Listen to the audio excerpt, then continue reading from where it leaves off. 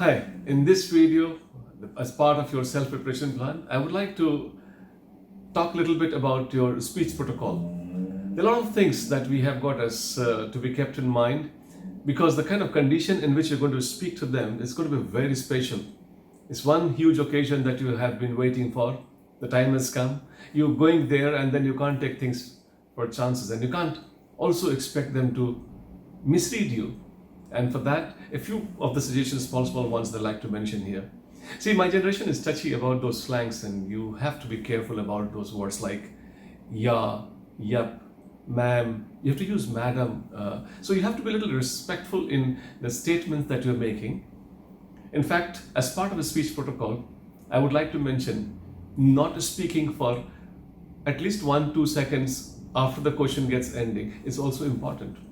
Give respect to the question. Let the question sink inside and then come out with an answer. So I suppose it is very vital that you do not just start off, blast off as soon as the question ends. Give some respect. Let the question sink inside and then start your answer. Also, I'd like to mention that do not give close-ended statements. Close-ended statements are offensive for my generation from your generation. Like, for example, when you say that most important reason of this, no, why should you say that most important reason? I should decide. Give open statement like one of the most important reason for this is like that. That's accepted. I would buy that. Not say that as we understand. How come you can deprive me of my independence of understanding? Use third person as one understands, as one may understand, sir, as one may understand, madam.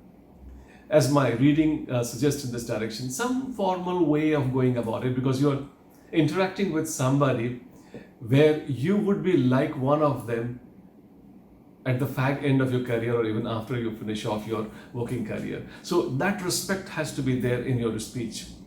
Also, I would like you to be mindful of the structure of the answer. It should start from the core of the question and then actually end at the core of the question. This is very important. That means sometimes I find some students, they give a tangential answer. They start from here and end here. The question score is lying here. Some of them have got peripheral. They start from a periphery, come to the core of the answer, and then end at the periphery. That restructure of answer. That's not something which I'm interested. I'm interested that you start your answer, weave it around, and then ultimately when you close, it is at the core of the question, so that the person gets a sense of completeness in the answer that has got. Also, when you're giving an answer, I would expect that those answers have to be like having some depth in them. Like you touch different dimensions. And when you're touching different dimensions, I would also like you to have those dimensions elaborated to some extent. Some of the students, they have got very big depth in the answer, but no expansion. Some of them, they've got one answer and elaborate too much. So ensure that the structure of the answer is such that basically it is one point elaborated, one. So structural and vertical and horizontal judicious mix is there. That's the balanced answer all about. Mind it that when you're speaking, your answer is like that. Apart from that, I would also like you to suggest that you should not go for oxymoronic references. I find a lot of students get into that.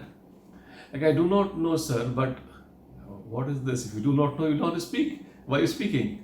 I'm not sure, and then you still speak. So don't go for some such kind of references. Another very vital part of your protocol of speech is that try and ensure there is a hope and positivity in your answer. This sells very well with my generation. I mean, you're my next generation. When you're giving me hope, I'm giving you marks. So don't be cynical and then say something that there's nothing much can be done about it and then depressing answers. Well, I mean, maybe you're talking about reality. But who is interested in the reality? At the end, we all will be dead. But we are alive with lots of hope and positivity. I'm happy if you give me hope. You give me solutions. You give me positivity. And this is something which you can be sensitized about. And this is something that you can see in your answers reflecting. I'm sure with these small things, definitely it's going to build to your understanding of how you're going to speak and interact with the people.